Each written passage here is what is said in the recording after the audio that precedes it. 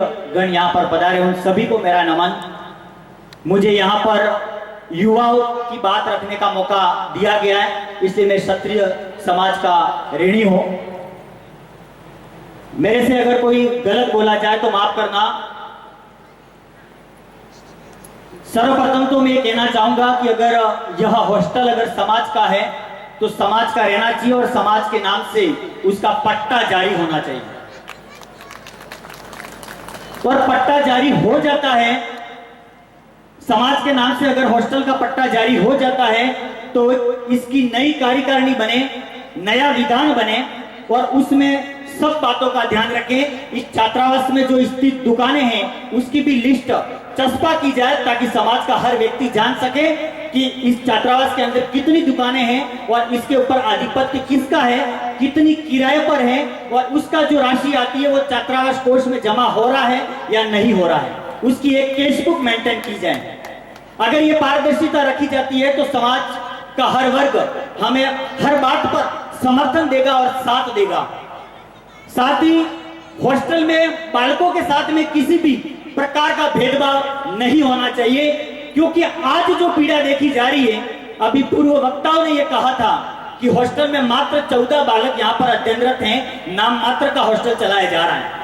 यहाँ पर हॉस्टल में सीटों को फिक्स किया जाए और समाज का, क्षत्रिय समाज का हर बालक अगर यहाँ रहना चाहे तो उसको यहाँ रहने की सुविधा दी जाए और शिक्षा के अंदर नवाचार लाया जाए। यहाँ पर भौतिक जो सुख सुविधा है उसको भी व्यवस्थित किया जाए, किसी भी प्रकार का भेदभाव नहीं किया जाए।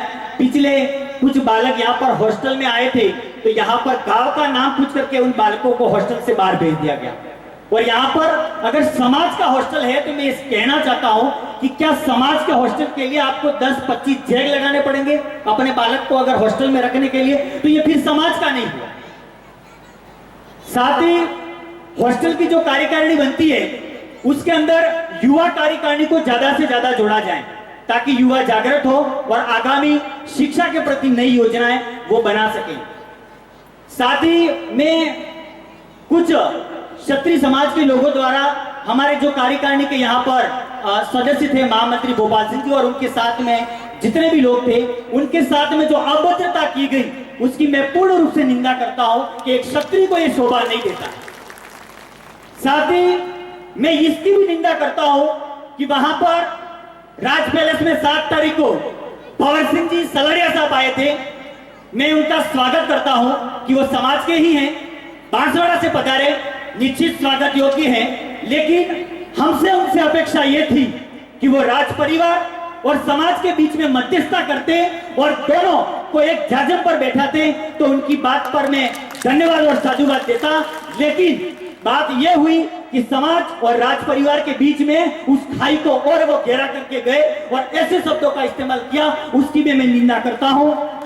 साथ ही समाज से हम हैं, समाज हमसे नहीं, यह भ्रम निकाल दे। जो जागृत हैं वो पावत है और जो सोवत है वो खोवत है। रख हौसला, वो मंजर भी आएगा, प्यासे के पास में समंदर भी आएगा। जय छात्र धर्म, जय हिंद। बहुत बहुत बड़ी अपनी और पूर्ण भाषा में कि आपने ये बात यहाँ पर रखी। बहुत संक्षिप्त शब्दों में मुझे भी एक विषय दिया गया है, उस पर केवल संक्षिप्त में मैं अपना प्रकाश डालना चाहूँगा कि आखिर जो अभी इस हॉस्टल में कुछ अस्थायी कमेटियाँ बनाई गई हैं और आगे किस तरह से ये सब हो रहा है, लेकिन इस तरह से आगे की क्या प्लानिंग रहेगी, किस तरह से इस हॉस्टल को, जैसे उन्होंने कहा कि 100 की कैपेसिटी है, तो कुछ प्रश्न हैं जो यक्ष प्रश्न है जिनका उत्तर इनके पास नहीं है। समाज यहाँ पर 11 दिन से बैठा हुआ है तो पूछा, छात्रों को बुलाओ पहले। हाँ, 11 दिन से पूछा, मैं उसी छात्रों को यहाँ बुलाना चाहूंगा। तो उससे पहले 100 स्टूडेंट्स की यहाँ पर कैपेसिटी, 10 छात्र क्यों? जब यहाँ पर इतनी अच्छी आए तो कोचिंग तक व्यवस्था क्या की गई?